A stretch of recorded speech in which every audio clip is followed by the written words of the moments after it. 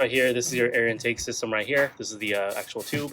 The air box is right here, and the air filter is right in there. To remove this, you're gonna need 4 screws. So there's one there, one there, one there, one there, pretty much one on every corner. And you can use a Phillips head screwdriver or an 8mm box wrench, which is what I'm gonna use. It just features a little bit better bite. Not that there's a whole lot of torque on this, but you really don't have any issues of accidentally stripping the screws, so that's what I like to use. Okay, and this is the filter that I went with. It's a EPAuto model.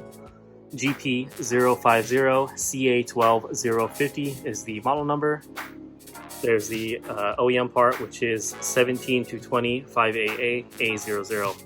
And also, when purchasing one of these lower cost items, you're going to want to make sure that they're constructed out of plastic and rubber with a fiber material for the filter, of course. A lot of them that are super cheap are made out of primarily cardboard, and you don't want that. So, and these will last just as long as an OEM part, so recommend something like this.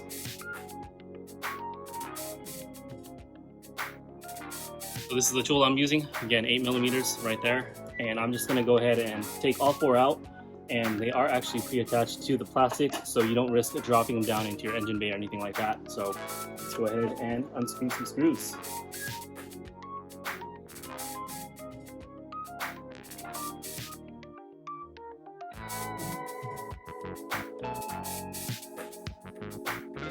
Once all 4 screws are loosened up, this just pulls straight out like that.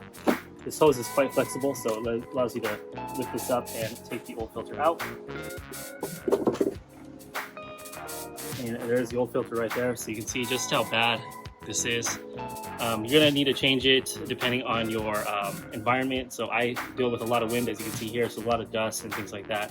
You can see some leaves and whatever. So there's the OEM part that I'm taking out. Okay, and here's the new part. So as you can see, plastic construction. It does have the rubber O-ring, which is what you want. Nice tight seal. Looks exactly like the OEM product. So good to go. I'll go ahead and put this in. And by the way, there is only one way to put this in. It's not reversible. So as you can see here, this side is much more narrow. On this side, you're going to want the fatter side facing toward the center of the car. The box portion of the filter goes down, not like this, like that.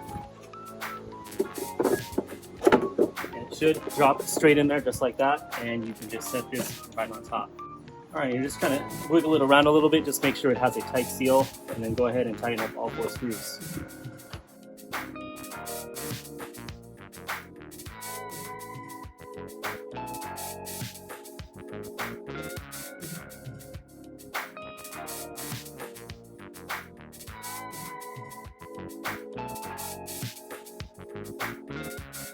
Okay, and that is how to replace an air filter on your 10th gen Honda Civic with the 1.5 liter turbocharged engine. Thanks for watching. If you're not already, please hit that subscribe button, and I will see you guys on the next video. See ya.